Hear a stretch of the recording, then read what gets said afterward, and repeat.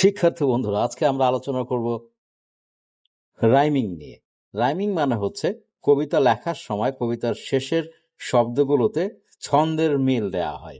এই ছন্দের মিল, শব্দের মিলগুলোই রাইমিং অথবা রাইম স্কিম বিষয়টা কি? কবিতা পড়তে গেলে আমরা অনেক সময় কবিতার শেষের শব্দগুলোর মধ্যে কিছু মিল খুঁজে পাই। আর এই যে কবিতার শব্দগুলোর শেষে মিল যে ব্যাপারগুলো থাকে, এই মিলের ব্যাপারটাকেই বলা হয় রাইমিং অথবা রাইমে স্কিম। রাইমিং হচ্ছে কবিতার লাইনগুলোতে শেষের শব্দগুলোর সাথে মিল তৈরি করা, এমন সব শব্দ ব্যবহার করা যেগুলোর উচ্চারণে মিল থাকবে। রাইমিং সাধারণত কবিতার লাইনের শেষের শব্দগুলোতে থাকে। আমরা ছোটবেলা থেকে অনেকখানি এই ছড়াটা শুনেই বড় হয়েছি। Twinkle twinkle little star, how I wonder what you are, up above the world so high, like a diamond in the sky.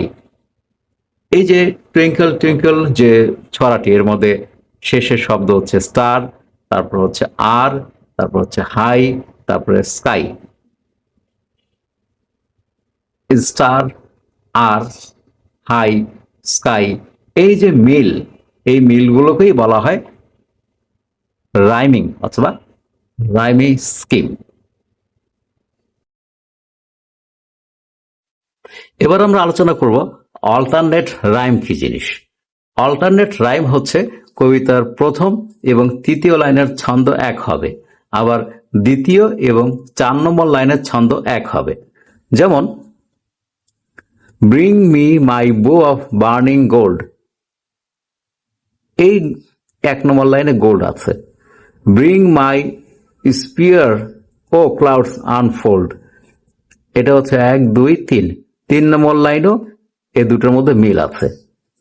আবার 2 নম্বর লাইনের শেষে বলছে desire, bring me my arose of desire. 4 নম্বর লাইনে এসে বলছে bring me my chariot of fire.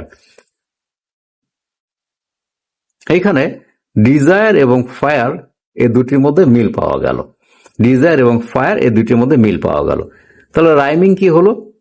যেহেতু gold এ আর এটা হচ্ছে আনফোল্ড, দুটোর মধ্যে মিল রয়েছে, সেহেতু এখানে লিখলাম এ। ডিজায়ার এবং ফায়ার দুটোর মধ্যে মিল রয়েছে, ডিজায়ার যেহেতু বি, এখানেও আমরা লিখলাম বি। তাহলে এ বি এ বি। গোল্ডের সাথে আনফোল্ডের মিল রয়েছে, গোল্ড হচ্ছে এ লাইনে পড়েছে, তাই এটিকে সি না লিখে আমরা এ লাইন লিখেছি, অর্থাৎ এই এ আর এই এর মানে হচ্ছে এ দুটার মধ্যে মিল আছে।